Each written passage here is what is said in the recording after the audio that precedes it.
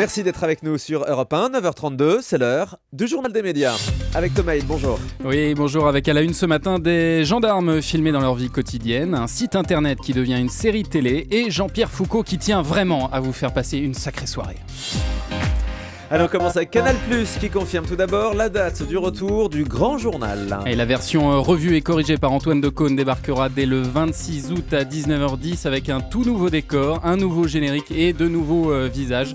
On en a parlé notamment le visage de l'ancienne ministre Jeannette Bougrab ou du journaliste Nicolas Demorand. L'autre changement sera pour le petit journal qui débutera lui désormais à 20h25 après la seconde partie du Grand Journal. Avec là aussi de nouveaux visages paraît-il, et je peux vous annoncer que l'émission Le Grand Journal débutera désormais par un stand-up d'Antoine Decaune. C'est ce qui se fait beaucoup aux États-Unis, ce sera donc le début de l'émission tous les soirs à 19h10.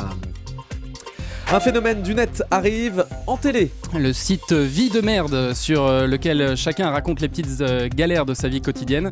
Les anecdotes ont été mises en image pour la chaîne NT1 qui va les diffuser à partir du 19 août prochain à 20h25. 60 épisodes de 5 minutes ont déjà été mis en boîte. Au casting, on retrouve notamment Pascal Légitimus, l'ancien des Inconnus, et Guillaume Carco qui était, vous vous souvenez, dans Samantha Oops. Oui. Mais il y a aussi beaucoup de guests annoncés. Bruno Salomon, Antoine Duléry ou encore Daniel Russo apparaîtront dans quelques épisodes. Voilà quelques petits exemples de Vie de merde. En fait, mon patron m'a augmenté. Oh bah, ça commence plutôt bien pour une DDR. C'est pour se faire pardonner parce qu'il couche avec ma femme.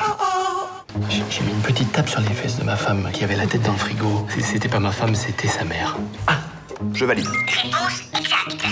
Plutôt que de m'appeler par mon prénom, la mère de ma copine a décidé de me nommer le 39e. Cette nuit, j'ai même rêvé que je faisais l'amour avec Julien Lepers. Ah oui. Magnifique, hein.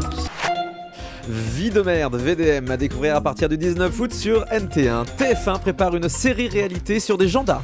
Et après Baby Boom qui filme 24h sur 24 la vie d'une maternité, TF1 espère rééditer le succès avec Le Monde des gendarmes. Cette fois-ci, on apprend dans TV Mag qu'une équipe de Palace Productions est depuis le mois de mai et jusqu'à mi-septembre en tournage dans une brigade de Perpignan. Une vingtaine de caméras discrètes y filment en continu tout ce qui s'y passe, mais ça va un petit peu plus loin puisque les gendarmes seront aussi filmés dans leur vie privée. Les 7 épisodes devraient être programmés à partir de janvier 2014 sur TF1.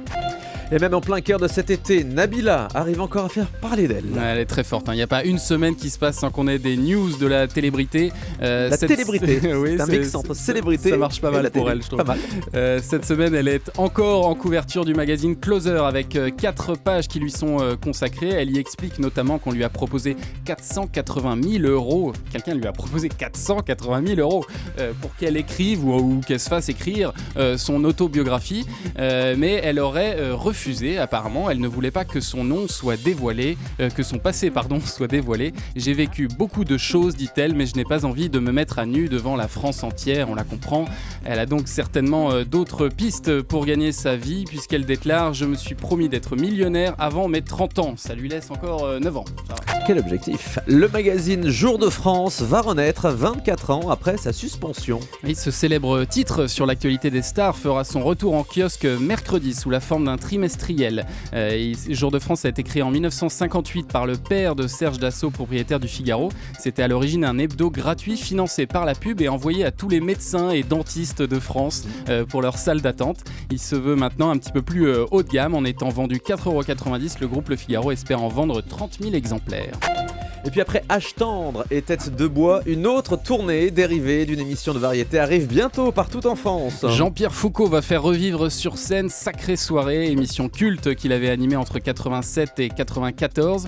Il avait déjà tenté de faire revivre l'émission en 2009 sur TF1, mais cette fois ce sera sur scène qu'on le retrouvera avec quelques-unes des stars de ces émissions de l'époque, Umberto Tozzi, la compagnie créole, Worlds Apart, Plastique Bertrand ou même Guy Marchand, hein, ça sent la teuf. Coup d'envoi le 2 novembre à Chalon-sur-Saône, suivi d'une tournée de 46 villes au moins jusqu'en octobre. On a hâte d'entendre notamment ceci.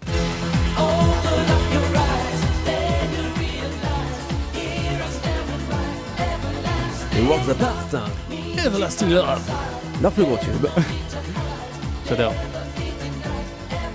C'est vrai que c'était vraiment les années Sacrée Soirée, ouais. les Worlds Apart et là-dessus. tous les boys bands de l'époque.